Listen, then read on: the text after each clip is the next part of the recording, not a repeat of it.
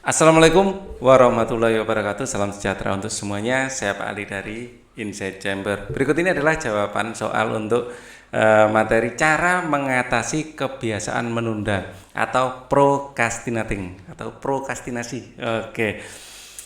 Ini adalah tayangan dari TVRI ya, yang ditayangkan untuk SMA atau SMK Senin tanggal 4 Mei 2020 untuk materi bekerja lebih baik. Oke, kalau kita perhatikan pertanyaan pertamanya, langsung saja ya. Pada awal segmen, Pierre Steele ini adalah ilmuwan ya. Jadi ini dibahas juga ya. Bilang tingkah laku manusia ya 95 dari 100 orang itu suka menunda pekerjaannya. Padahal kebiasaan ini bisa menyebabkan kita depresi loh. Nah, bagaimana cara mengubah kebiasaan menunda ini? Ya, kalau kita lihat di videonya dimulai dari ilustrasi orang yang menunda-nunda pekerjaan. Nah, akhirnya di situ jelaskan dengan adanya kelereng, pasir dan bola ya, jar of time ya. Jadi intinya untuk bisa memenuhi ini, untuk memenuhi jarnya atau toplesnya itu apa dulu yang harus dimasukkan. Ya, ini adalah Pierre Steele bilang 95 dari 100 orang suka menunda pekerjaannya. Ternyata untuk bola besar itu menunjukkan ini adalah hal penting, yang sangat penting ya. Ini yang kelereng ini penting, yang pasir adalah yang tidak penting. Ya, jadi cara masukkannya kita harus masukkan yang penting dulu, artinya kita ngerjakan yang paling penting dulu, baru yang penting, baru yang tidak penting. Ya, kalau dibalik, apa yang terjadi nggak cukup tempatnya. Di sini ditunjukkan kalau pasir dimasukkan dulu, ya kelereng, habis itu bola nggak cukup. Tapi kalau dibalik, ya yang dimasukkan itu adalah bolanya dulu. Ya, di sini mana ini? Di sini dimasukkan bolanya dulu, ya. Baru pasir, terus ini bolanya dulu, kelereng, habis itu pasir, akan cukup waktunya. Itu konsep yang ditamakan jar of time. Artinya apa? Kita harus mengerjakan yang penting dulu. Ya, di sini Pierre Steele ya, kembali kita kepada pertanyaan. Ya, ahli tingkah laku manusia bilang 95 dari 100 orang suka menunda pekerjaannya, padahal pekerjaan ini bisa menyebabkan depresi. Nah, bagaimana mengubah kebiasaan menunda ini? Pertama, ya kita harus menyadari dulu. Ini saya sudah menyiapkan jawaban yang akan ini.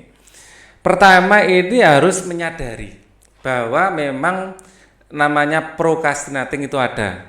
Ya, menyadari bahwa procrastinating itu ada.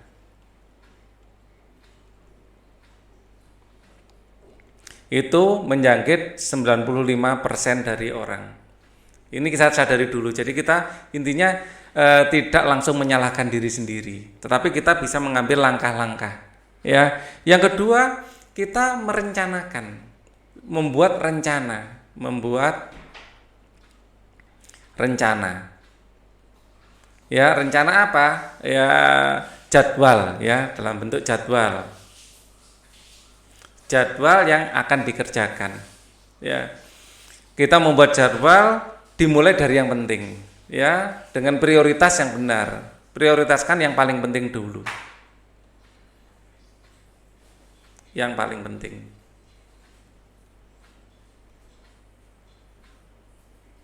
Jadi membuat jadwal itu prioritaskan yang paling penting. Jadi jadwal bisa mulai pagi sampai malam atau dalam Sabtu Minggu ya. Jadi kita prioritaskan yang paling penting. Yang paling penting kita paling penting, terus penting, terus yang tidak penting. Jadi harus kita prioritaskan. Mungkin yang paling penting bagi umat muslim mungkin sholat 5 waktu ya. Sholat 5 waktu ini kalau dianggap sudah otomatis ya berarti pekerjaan. Ya, jadi ibadah itu penting sekali dan harus tepat waktu ya, ibadah ya. Terus kemudian pekerjaan. Jadi kalian belajar, terutama untuk pelajar pekerjaan utama. ya, baru pekerjaan tambahan. Jadi pekerjaan sampingan. Ya, pekerjaan utama dari Pak Ali sebagai YouTuber misalnya adalah membuat video YouTube. Ini saya prioritaskan. Saya kerjakan lebih dulu, baru yang lain mungkin akan mengikuti. Ya, sehingga setiap hari bisa minimal ada satu video diupload. Sebagai guru, ya tentu saja pekerjaan mengajar di sekolah. Ya, itu pun diprioritaskan lagi, mana yang lebih dipentingkan, ya pasti mengajar di kelas, ya baru pekerjaan yang lain mengisi data dan lain-lain. Nah, kemudian sebagai pelajar kalian ya belajar, prioritaskan misalnya pekerjaan utama adalah mengerjakan PR atau target, mengejar target belajar. Jadi ada kurikulum, bab ini harus selesai seminggu misalnya, kalian rencanakan dengan baik. Kemudian yang ketiga adalah ya kita jadikan ini sebagai kebiasaan. Jadikan sebagai kebiasaan.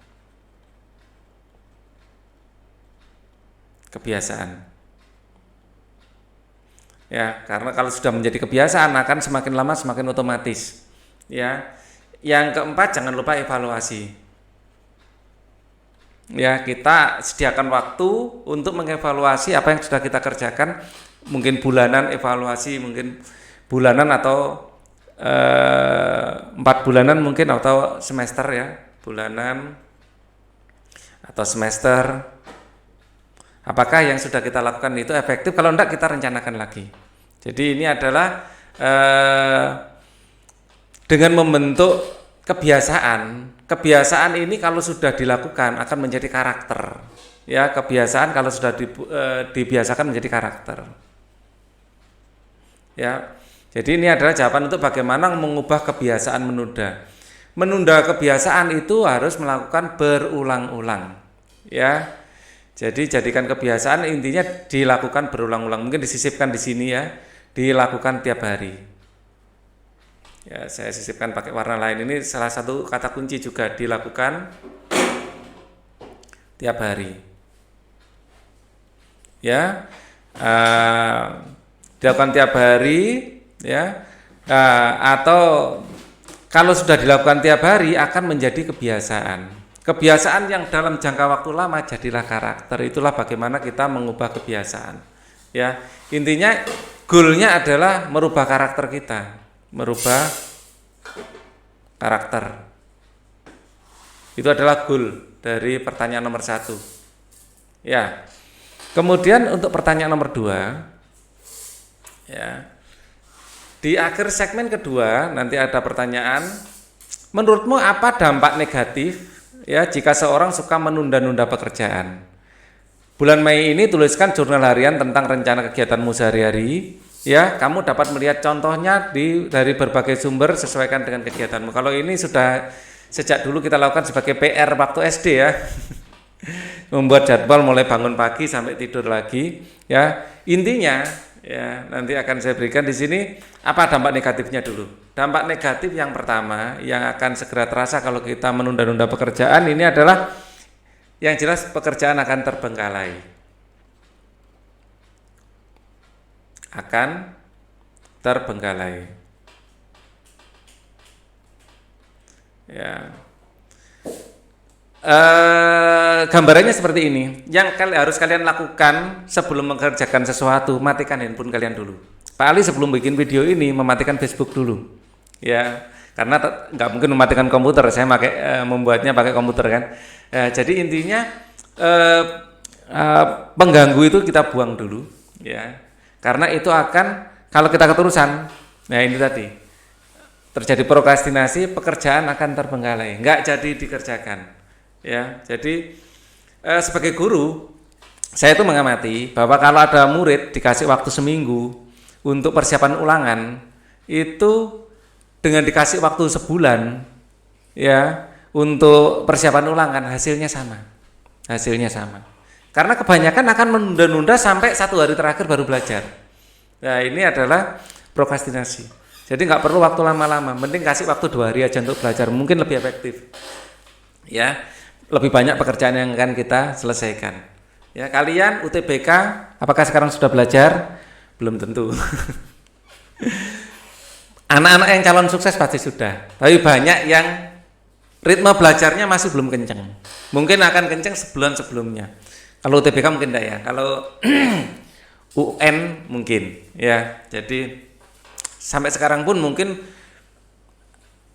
ya yang anak belajar untuk UTBK yang 100% fokus itu mungkin baru 50% ya.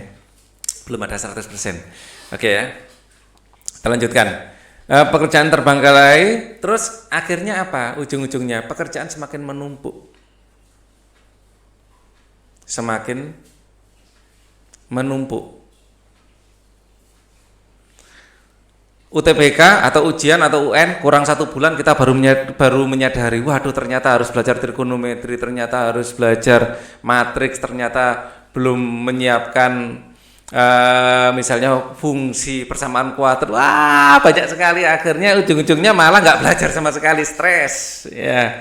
Yang ketiga ini semua akan menimbulkan stres. Nah, setelah itu apa? Nomor 4, setelah stres tidak percaya diri. Ya, ini lebih buruk lagi. Stres, pusing, nggak percaya diri, akhirnya grogi, dan ini sudah doom. Jadi sangat kontraproduktif dengan semangat kalian untuk memenangkan ujian. Ya, akhirnya ada dua stres dan tidak percaya diri ini obatnya ada 2. Ya. Dia itu sama sekali meninggalkan pekerjaan karena stres ya, atau pakai sistem kebut semalam, memaksakan diri. Ya, efeknya sama. Yang kelima, kesehatan menurun. Orang nggak melakukan apa-apa, tapi ingin melakukan seharusnya melakukan apa-apa, stres, kesehatan juga menurun. Orang terlalu memaksakan diri karena waktunya mepet, kesehatan juga menurun. Kesehatan yang udah menurun, imunitas turun, nah malah bisa-bisa kena COVID malah. Jadi akibatnya jelas tidak ada baik-baiknya. Jadi ini dampak negatifnya. Terus untuk bikin schedule, ya schedule ini untuk buat jadwal, ya pesan yang penting yang saya dapatkan dari videonya. Tulislah jurnal harian tentang rencana kegiatanmu sehari-hari, ya. Kalian yang pertama kali harus jalankan jadwal. Hal yang paling penting apa hari ini harus buat prioritasnya dulu. Yang paling penting, ya tulisannya kok jelek sekali. Paling penting itu apa? Tulis dulu. Misalnya menyelesaikan misalnya 100 soal trigonometri. Ya, 100 kebanyakan ya sudah, saya bikin 50 saja. Ya, kalau waduh 100 sehari pusing saya, 50 soal trigonometri target harus selesai. Atau paling penting hari ini harus SBMPTN 2019 harus kelar dipelajari. SBMPTN ya 2011 harus kelar dipelajari. Hari ini harus kelar, entah bagaimana. Ya, ini yang paling penting. Kemudian yang prioritas penting mungkin membuat buka puasa ya. Membuat buka puasa. Nah, mungkin kalau kita belum selesai, kita bisa excuse ke ibu kita. Waduh bu, saya belum selesai, kurang 10 soal untuk hari ini, saya masaknya besok ya, mungkin gitu masih bisa. Tapi kalau ini harus didahulukan. Kalau dari siang kalian sudah menyiapkan buka puasa, semakin lama semakin males nanti. Ya, yang paling penting dulu. Atau mungkin ini kalau dianggap penting, di bawahnya lagi apa? Mungkin janji video call sama teman mungkin. Ya, jadi itu hal-hal yang di bawahnya. Jangan dahulukan. Ya, yang nggak penting ya contohnya menyelesaikan nonton Avatar kurang satu episode 60 belum misalnya ya, menyelesaikan baca novel mungkin, atau nonton film, atau nonton apa, menyelesaikan kemarin nonton kurang 15 menit ngantuk, mau tak selesaikan hari ini. Habis itu kalian akan lebih detail lagi juga bisa membuat ini ya, membuat jadwal bangun sahur ya, atau mungkin kalau yang bukan muslim ya bangun pagi jam berapa, misalnya jam 7 misalnya. Kalau yang muslim harus sahur ya, dibuat jam 3.00, atau yang non muslim mungkin bisa jam 7 bangun, atau libur toh agak siang sedikit bangunnya enggak apa-apa, bangun jam 7.00. Terus kalian mau ngapain pagi-pagi mungkin ini usahakan sempatkan baik yang muslim maupun non muslim untuk olahraga pagi. Jam 7 matahari sinarnya sudah keluar tapi belum terlalu terang. Jadi kalau ingin sinar mataharinya lebih banyak ya diundur jam 8. Intinya rencanakan dengan baik. Terus mungkin mulai mengerjakan UTBK-nya ya, karena ini libur, mulai jam 8.00 ini harus sudah mandi. Apapun yang terjadi harus sudah mulai mengerjakan PR atau target hari ini.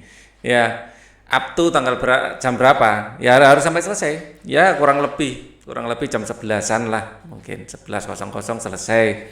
Ini sudah cukup lama. Habis itu di sini free ya. Free mungkin sudah bisa siap-siap untuk, jadi enggak usah terlalu detail, enggak apa-apa. Yang penting waktu-waktu kuncinya ini aja yang disebutkan.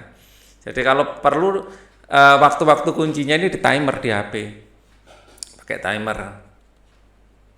Ya, enggak usah terlalu detail juga. Waktu buka puasa enggak ditulis enggak apa-apa. Ya pasti kalian buka kok kan. Enggak perlu dijadwalkan itu. Yang mungkin perlu dijadwalkan adalah kegiatan setelah itu. Mungkin tarawih bersama keluarga atau yang lain-lain ya. Itu dijadwalkan. Ya enggak harus detail sekali, enggak harus. Ya yang penting pekerjaan utamanya ini harus jelas jam berapa dimulainya. Ya, itu yang penting. Oke, yang lain-lain itu sudah remeh-remeh. Sesuatu yang pasti kalian lakukan, makan, minum, apa itu pasti kalian lakukan. Apalagi ngecek WA, ngecek Instagram, ngecek TikTok, nggak usah dijadwalkan, sudah otomatis itu. Kalau perlu handphone matikan dulu kok malah ya. Terus yang ini di akhir segmen, teman-teman pernah kesulitan berkonsentrasi saat belajar. Ada hal-hal yang dapat mengganggu konsentrasimu. Misalnya ada telepon dari teman, baca pesan atau email, buka internet dan lain sebagainya. Dari tayangan tersebut, agar dapat berkonsentrasi penuh, perlu melakukan deep work. Nah, sekarang tulislah jawabanmu untuk pertanyaan berikut ini. Langkah-langkah apa yang kamu lakukan untuk mempraktekkan deep work? Ya, sebelum kita tahu langkah-langkahnya, kita harus tahu dong apa itu deep work. Deep work ini muncul jargon deep work ini sejak adanya internet. Jadi Nicholas Carr dalam bukunya The Shallows, What Internet is Doing to Our Brain. Apa yang dilakukan internet ke otak kita? Ini intinya kita apa? Kita itu mudah terbuai dengan tayangan di internet. Karena kita melakukan segala sesuatu itu perlu motif, dan motif paling besar secara biologi adalah serotonin yang dikeluarkan otak kita.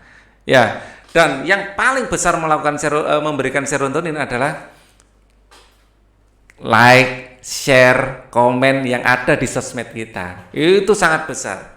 Levelnya hampir sama dengan narkoba. Jadi ketergantungan kita dengan internet, dengan tayangan-tayangan di YouTube, dengan TikTok itu sama dengan narkoba. Harus kita lawan. Ya.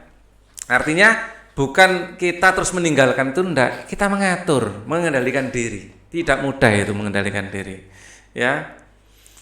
Saya sendiri sering terbawa suasana. Kalau sore hari saya mulai bekerja itu dengan melihat Facebook, sampai malam nggak akan kerja. Tapi kalau sore hari saya mulai merencanakan pembuat video pembelajaran, baru saya akan bikin. Percaya, kalau kalian memulai belajar kalian dengan membuka Instagram, mungkin sama sekali tidak akan belajar. Jadi yang akan kalian lakukan sebelum belajar yang pertama kali apa? Matikan HP. Kecuali belajarnya pakai videonya Pak Ali. Ya khusus YouTube saja. Silakan. Tapi harus disiplin ya, godaannya besar.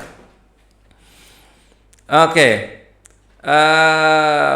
Ada elemen-elemen yang ada di dalam deep work, elemen deep work. Deep work ya, yang harus kalian kuasai ya. Elemen pertama adalah api, yang kedua air, tanah, terus udara. Bukan, itu atar-atar. Elemen pertama adalah kita biasakan saat bekerja itu single tasking ya, single tasking, fokus single tasking.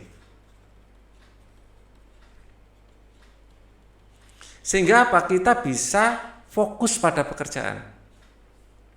Ya, saat kalian mengerjakan UTBK ya sudah, kalian fokus pada UTBK itu. Yang lain yang melibatkan fokus kalian terpecah, hindari.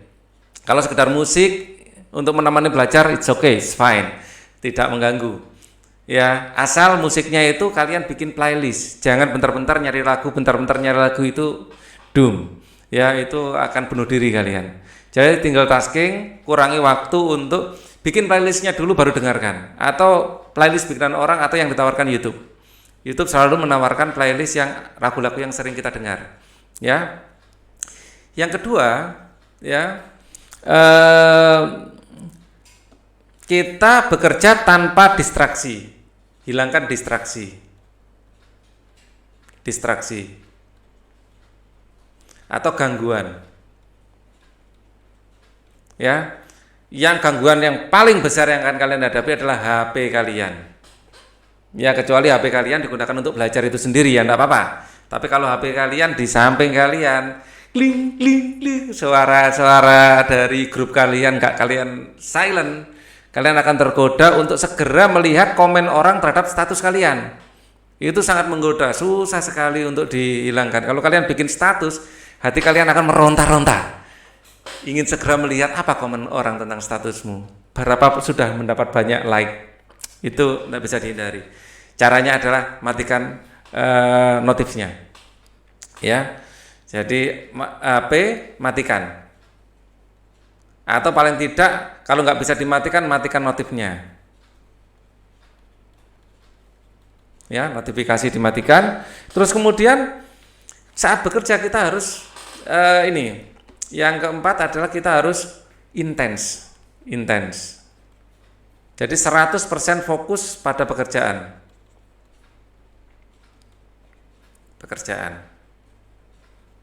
Sampai selesai.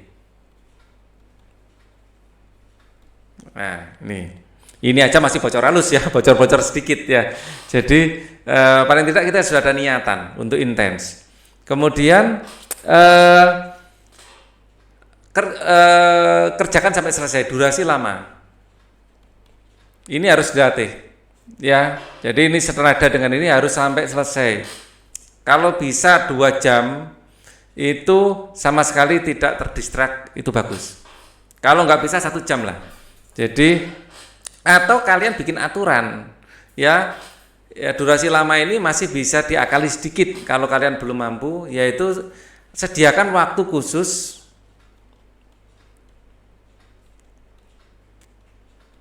setiap durasi waktu tertentu yang tertentu untuk hal lain. Setiap 1 jam reward lah 5 menit ngecek WA kalian atau line kalian. Jadi atau Facebook kalian ya. 1 jam 5 menit. Ya, tapi harus disiplin. 5 menit ini bisa menjadi 50 menit kalau nggak disiplin. Ya, ini yang harus dilatih. Ya, langkah-langkah yang untuk mempraktekkan. Nah, ini adalah deep work itu sendiri. Ya, langkah-langkahnya apa? Langkah-langkahnya ya kita menanamkan bahwa kita harus melakukan yang ini ya. Selain ini ya, ini adalah yang pertama memahami ya. Anggap saja ini langkah pertama, memahami. Langkah yang kedua adalah ya ini mungkin langkah pertama memahami. deep work ya, dan cara kerjanya seperti apa. Yang kedua tentu saja prioritas yang paling penting dulu. Nah, paling penting apa ya? Pekerjaan bagaimana caranya deep work. Bulat kan ya. Dua itu satu memahami, dua prioritaskan yang paling penting ya. Kemudian jangan, yang ketiga ya, sistem yang kita buat ya,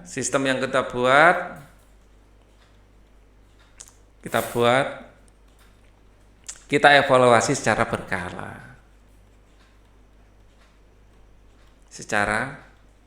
berkala ya. Ini kalau yang lain-lain yang nggak penting otomatis akan kalian lakukan. Yang penting ini yang harus kita setting ya. Dan setting yang kita buat itu harus kita evaluasi secara berkala, mingguan. Seminggu ini sudah jalan enggak rencana kalian?